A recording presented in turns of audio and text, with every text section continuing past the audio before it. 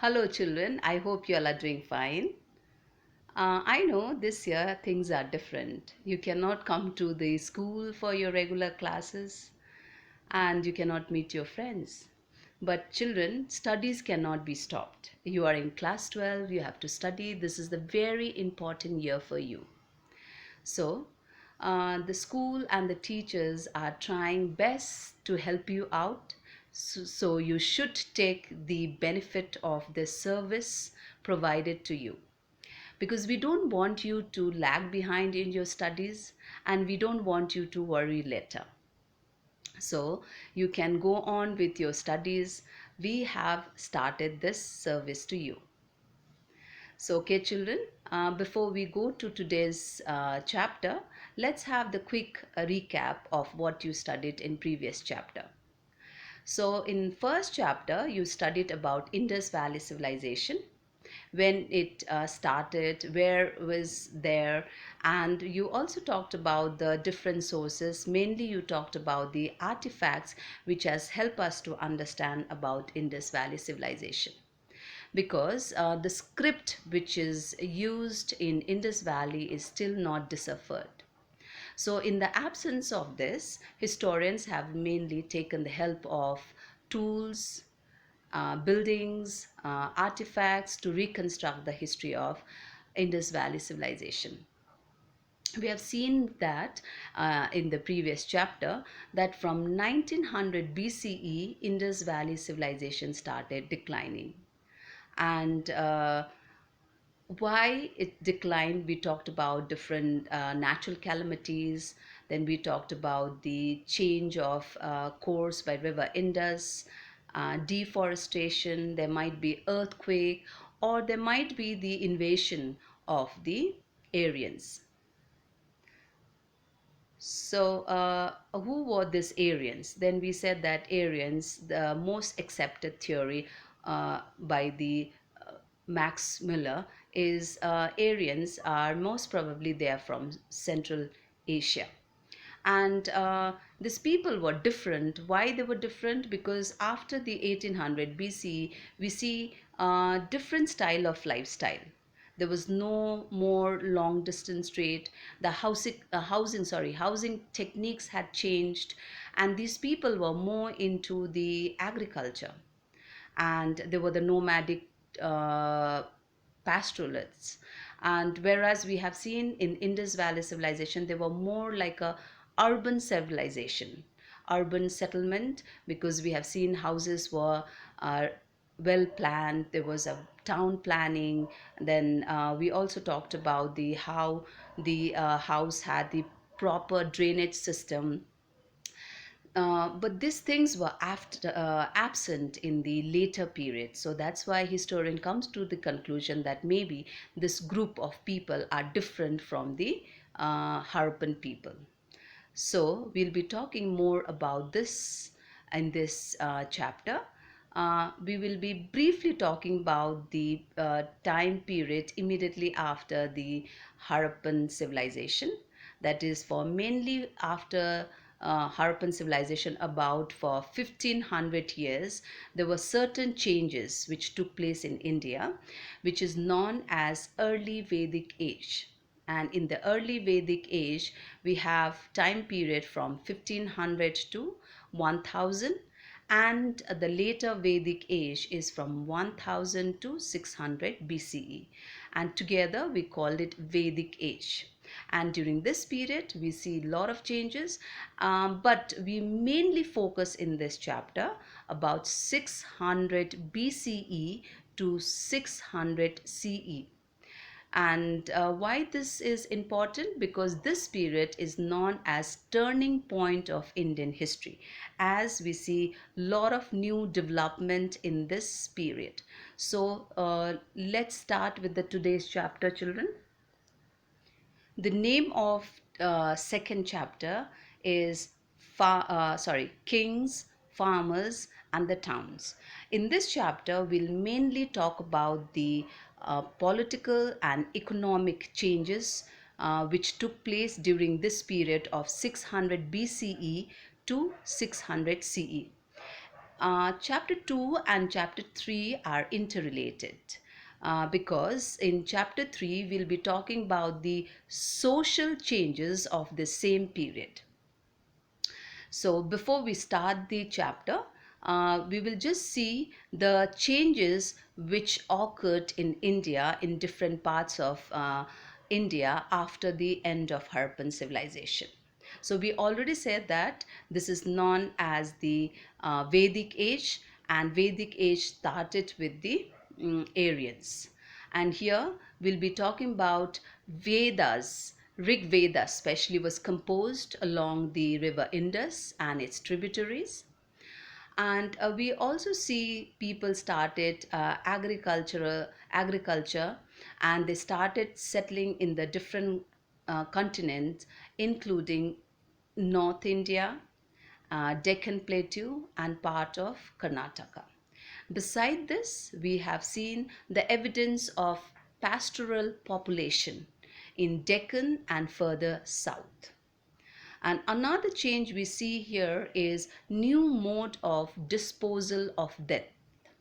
Like they started making elaborate stone structure, which is mainly known as megalith. And this emerged in central and southern India from the first millennium BC. And in many cases, deaths were buried with iron tools and the weapons. Here, we again see the difference because in Harappan civilization, we mainly talk about bronze. Iron was not known to the people of Harappa. But from this time onwards, that means after the end of Harappa, this new group of people, they knew how to use iron. And use of the iron brought complete change in the agriculture because now they started using iron tip plow, which made agriculture uh, easier. Plowing was easier, and because of this there was an increase of production. And whenever we have the surplus production, what we do, we sell it surplus. That's how the concept of slowly and gradually the urbanization started, which was from 600 BCE. But till the time of 600 BCE, we have seen people were more into the agriculture. So it was only from the 600 BC we see the changes. That's why we say it's a turning point of Indian history. So, children, if you see this picture, we see that some groups of Aryans here, as we said, they were nomadics and they were more into the pastoralism. So they used to move from one place to another. Slowly and gradually they started having settled life. Then we also talked about during this period composition of Rig Vedas. We have four Vedas. So and the next we talked about here, you can see there is a stone slabs which was known as megalith, which was that is after the death. They used to, after burying of the dead body, they used to make a elaborate stone structure, we call that is your megalith. As we said that 6th century BC is a major turning point in the early Indian history. Why? Earlier we have seen people used to move from one place to another. They had a very small community, okay, and they used to live in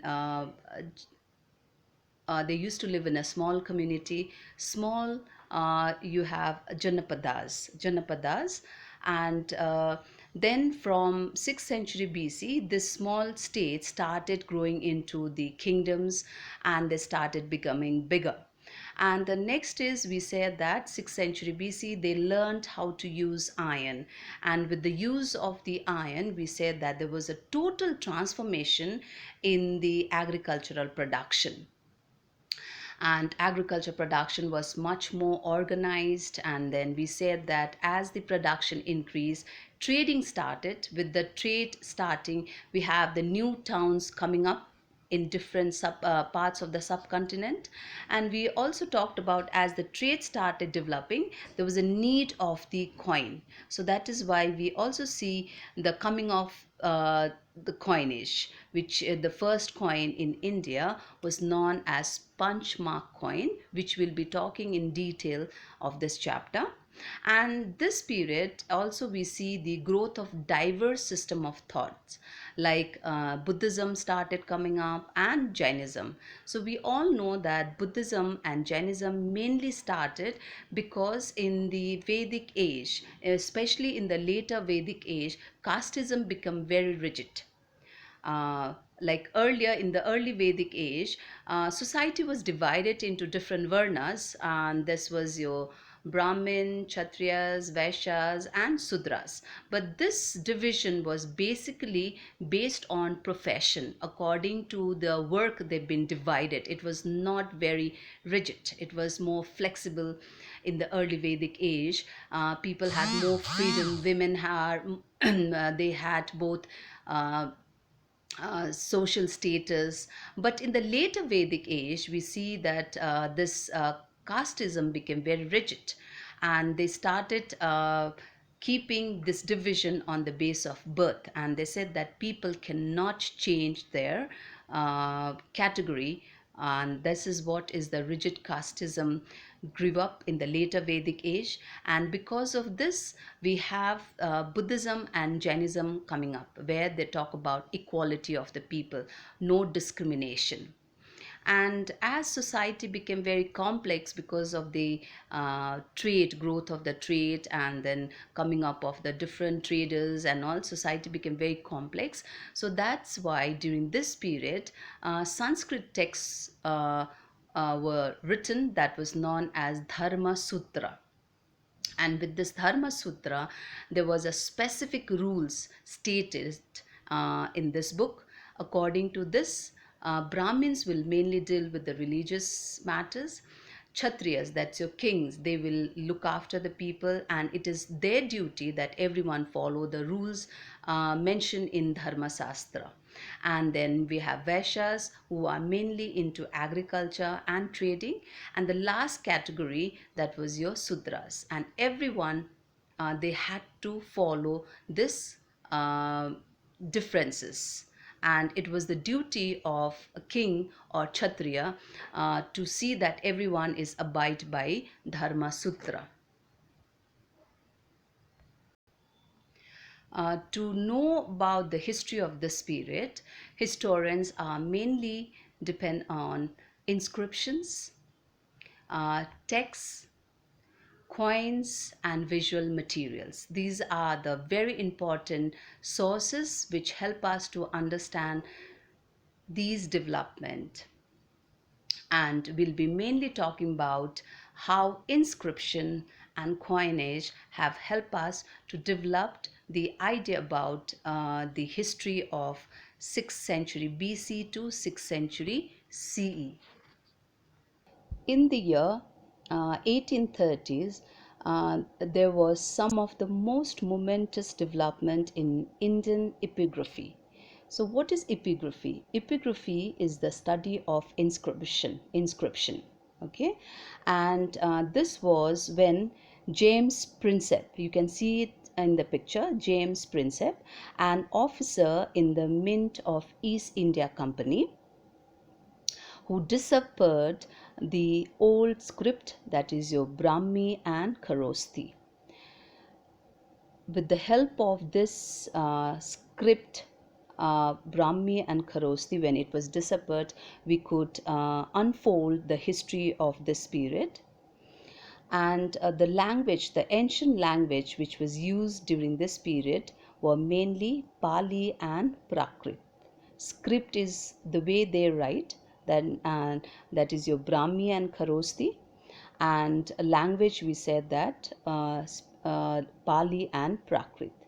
Brahmi is the script from which we have the modern day Devanagari script and Bengali script. From Devanagari script, we know that Hindi writing has come. So when epigraphists, they studied this all these inscriptions and the coins which they have found in 1830s, now they could understand what exactly is written in that. In some script, he found the name mentioned as Piyadasi, which means pleasant to behold. And there were few inscription in which they were also referred to the king as Ashoka. So Ashoka, the grandson of Chandragupta Maurya, who's supposed to be one of the famous ruler known from the Buddhist text. So they come to the conclusion maybe Piyadasi and Asoka mentioned in the inscription found of this period are the same people. So after the disappearance of this Brahmi and Kharosti, Kharosti's script was mainly used in the northwestern part of India. And after this understanding of this script, the the epigraphist, they started now reconstructing the history. And with the help of this, they came to know that 6th century BC is regarded as turning point of Indian history. We have already talked about that. Why it was a turning point? Because we said that there was a growth of early states, cities, growth of use of iron, development of coin age, and it also witnessed the growth of diverse system of thought including Buddhism and Jainism. Not only this, now Janapadas, those kingdoms, the literal meaning of Janapadas means the land where a Jana, a people, clan, or tribe. Jana means a people, clan, or a tribe set its foot or settles. That is what is known as Janapadas. So it was basically the small kingdoms, and later during this period, 6th century BCE, the small kingdoms were defeated by some powerful kingdoms, and there was a rise of Mahajanapadas. So Mahajanapadas, there were 16 great states. Those were called 16 Mahajanapadas. And in this map, you can see the 16 Mahajanapadas. Like we have Gandhara, then we have Panchali, then we have Viji, then we have Magadha, Koshala, and Kuru, Avanti. So these are some of the important Mahajanapadas. Amongst all this, the most important was Magadha. Now we're going to see what are the main features of these Mahajanapadas. Mahajanapadas were mostly ruled by kings, not one, kings group. So some were known as Ganas or Sangha. So were known as oligarchy. Oligarchy means when the power was shared by numbers of men, often collectively called rajas. That is your oligarchy. Power is not under the one man control, it is shared by a small group of people. Another characteristic of Mahajanapada had its own capital and it was fortified. Now from Janapadas are big. Now they had a capital and which was fortified mainly to protect the people from the enemies. And not only this, the ruler of Mahajanapadas gradually started developing their standing armies and bureaucracy. Earlier, they did not have the standing army. Standing army means the proper army. Earlier, the same pageants who used to work in the field, they used to come when the king needed the help to fight against the enemies and all. But from 6th century BC, we have a standing army. Now the ruler can maintain the army, and when you have an army, when you have a bureaucracy, you need to pay them this for their service. Now how king is going to pay them? And that is why there was a system of taxation. So tax were collected from the people. People have to pay the tax for the service given by the rulers. So, this money which they have collected from the people will be given to now armies and bureaucracy for the service which they have provided. So, this way now king can maintain his own army which can be used anytime. So we see these are the changes which have taken place from 6th century BC.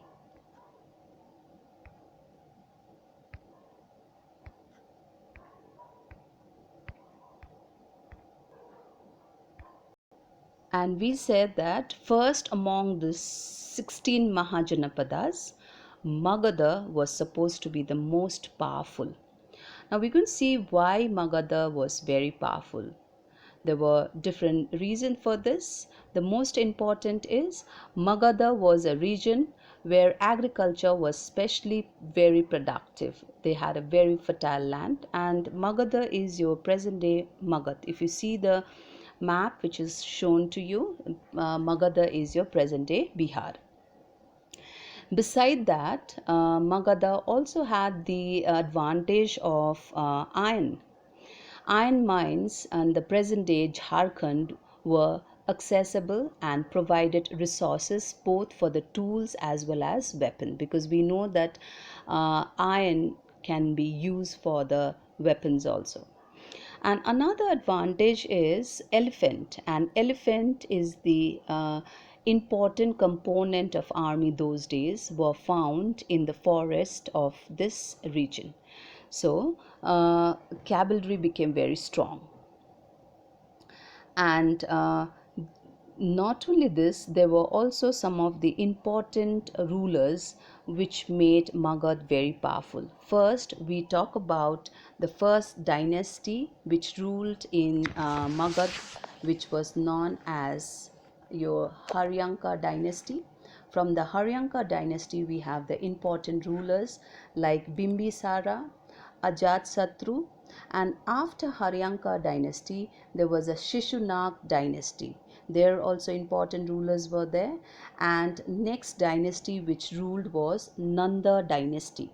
During this time Magadha, they started now capturing other small Janapadas and all. They started becoming powerful, and the last Nanda ruler, whose name was Dhanananda, was killed by Maurya. And later we'll see the rise of Mauryas under Chandragupta Maurya in same place Magad. Okay, and another important of Magad was their capital. The previous capital, the early capital, was Rajagraha.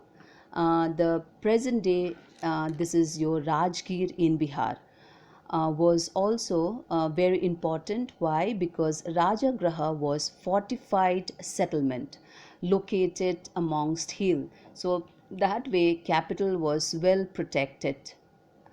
They had the natural hills, and hills worked as a fortification. So this is how they could protect themselves from the attack of enemy.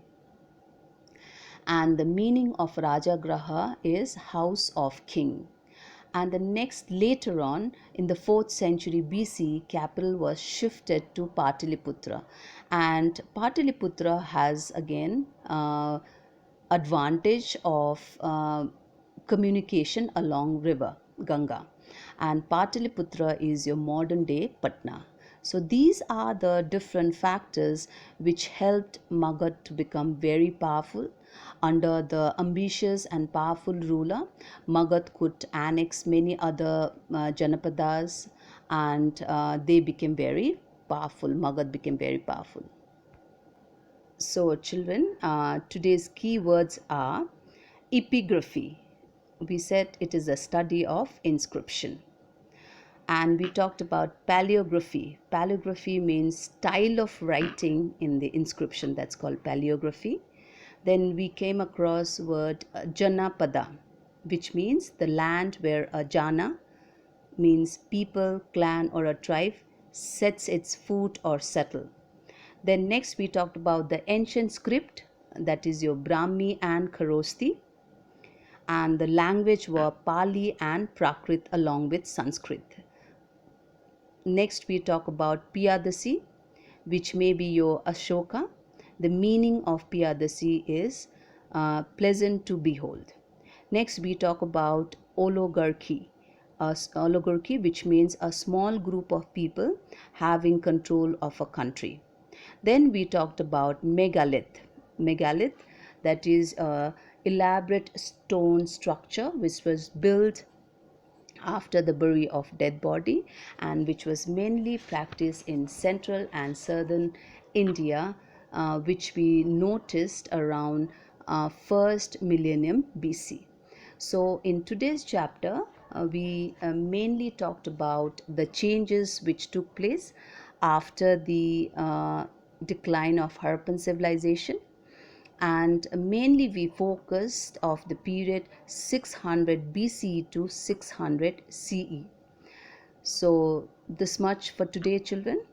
Thank you so much. We'll meet in the next class.